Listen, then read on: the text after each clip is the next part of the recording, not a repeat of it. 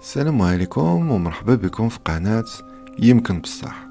في هذه القناة كنعاود 3 ديال القصص، وحدة حقيقية وجوج من الخيال، وبغيتكم تحكموا نتوما وتقولوا لي في الكومونتير اش من قصة في نظركم هي الحقيقية.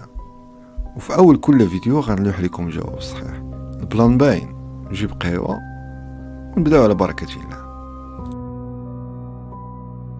القصة الأولى. أمينة من مدينة الرباط، كبرت في عائلة محافظة، تعلمت الطاعة قبل الفهم والواجب قبل الإحساس.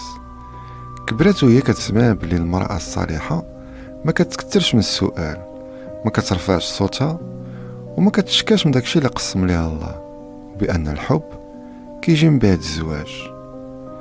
ملي أمينة وصلت 22 عام تزوجت بواحد السيد سميتو يوسف.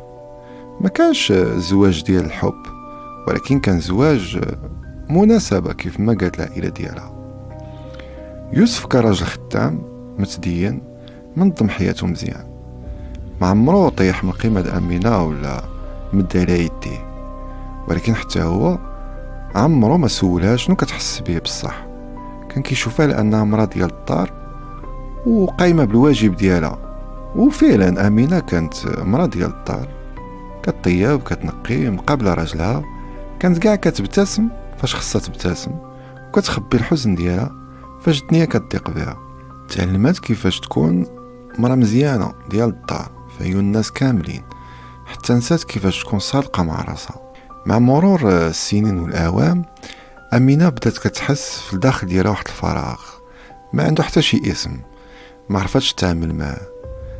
قالت اجي نمشي نعاود بنت خالتي في الحانوت الخياطة، منا نتلقى يدي شوية في الخياطة ومنا نتلاقى مع الناس. اقترحت على يوسف، ويوسف ما كان عنده حتى شي مانع، قال لها مرحبا. المهم أمينة بدات كتمشي للمحل ديال الخياطة، وتما تعرفت على واحد كليان اللي سميتو كريم، وكان كيجي تقريبا كل نهار وكيبقى اكثر من اللازم. كان كيهضر معاها، كيضحكوا على نفس الحوايج، كيحسوا بالسكوت اللي ما بين الكلمات. حتى واحد النهار وقال لها في ودنيها راه باينه فيك انا. حتى واحد ما قال لها هاد الكلمه من سنين. في الاول كان غير الهضره الاحلام ديالهم، الاحاسيس. امينه كانت عارفه باللي راه في منطقه خطر. اش غادي يقولوا عليها الناس، اش غادي تفكر العائله ديالها، ولكن كل لقاء كان كيعطيها واحد شويه د الحريه، وكتحس كاين شي واحد اللي كيشوفها ويحس بها. ما كان حتى شي لحظه مخطط ليها باش تقلب كل شي راسا على عقب. عشيه ديال الشتا، المحل مسدود، نظره زايده، كمل من عقلك. من بعد بقات امينه ساكته مده طويله، قلبها عامر بالذنب ويديها كيترعدوا. فكرات في يوسف، في والديها، في الله. أمينة حبسات ومبقاتش كتشوف كريم بعد داك النهار، ومبقاتش كتمشي للمحل، وحاولت ترجع تكون المرا ديال الدار اللي كيتسناها كل شي. ولكن شي حاجة كانت تهرسات في داك النهار، ماشي الزواج، ولكن النظرة اللي كانت أمينة واخداها على راسها. حتى واحد النهار يوسف كيرجع من الخدمة ما كيلقاش أمينة في الدار، كيلقى واحد الورقة مكتوبة فيها بعض المرات ما كتكونش أعظم خطأ هي الخيانة، ولكن السكوت لسنين طويلة. القصة الثانية.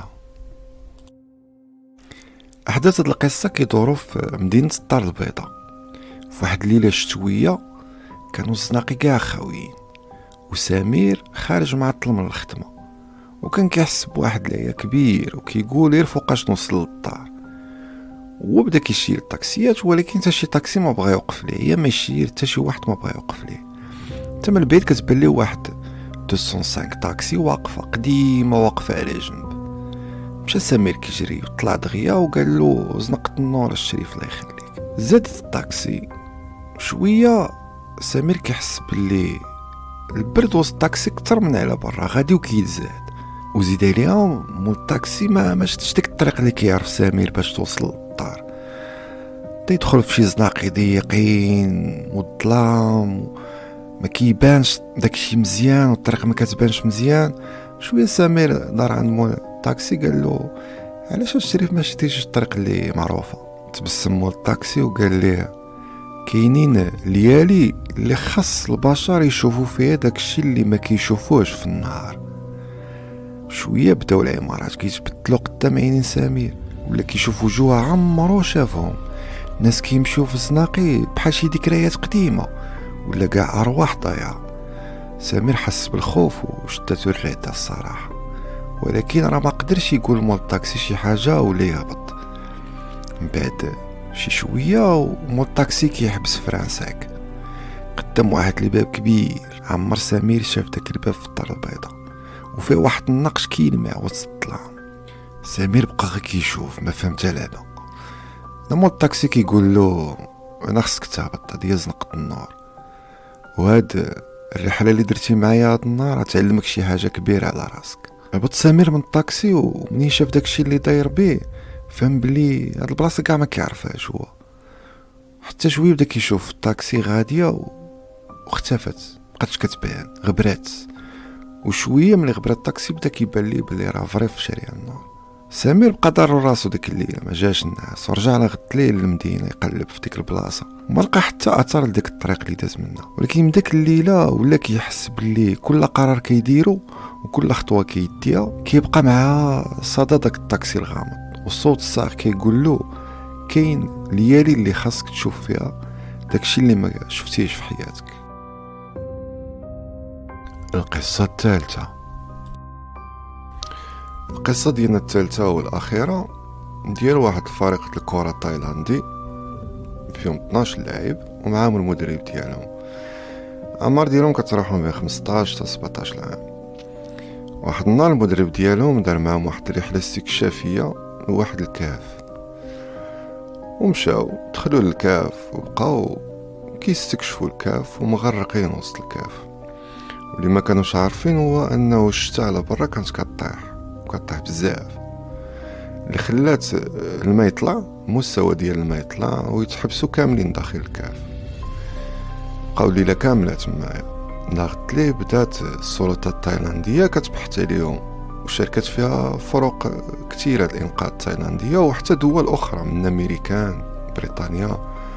بزاف ديال الناس كانوا كيقلبوا عليهم، وديك المنطقه معروفه بالكهوف. ما عرفوش اش من كاف دخلوا لي هاد الفريق هذا والمدرب ديالهم. البحث خدا ايام طويله ومستوى ديال الماء غادي وكيرتفع شويه بشويه، وهادشي خلق واحد حاله حزن عند العائلات والناس اللي كيتسناو اي خبر مفرح على الدراري ديالهم اللي مختفين. من بعد تقريبا 10 ايام قدروا ان فريق الانقاذ يلقاو 12 اللاعب والمدرب ديالهم احياء داخل الكهف. بداو كيوصلوا لهم الماكله والتجهيزات الطبيه، بحقاش الاخراج ديالهم كان في ديك الوقيته صعيب، لان من المستوى ديال الماء كان مرتفع بزاف.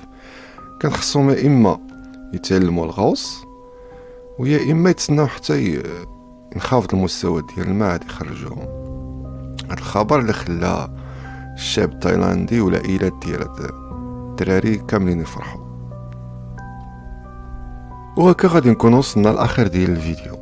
في نظركم اش من قصه حقيقيه، واش الاولى الثانيه ولا الثالثه؟ خليو لي الراي ديالكم في الكومونتير. وإلا كنتي وصلتي حتى لهنا ومازال ما درتي متابعه، هذه هي الفرصه باش ديرها وفعل الجرس باش يبدا يوصلك كل جديد ديالنا. وما تنساش مواقع التواصل الاجتماعي حتى هي تضرب عليهم طليله. نتشافوا في الفيديو الجاي.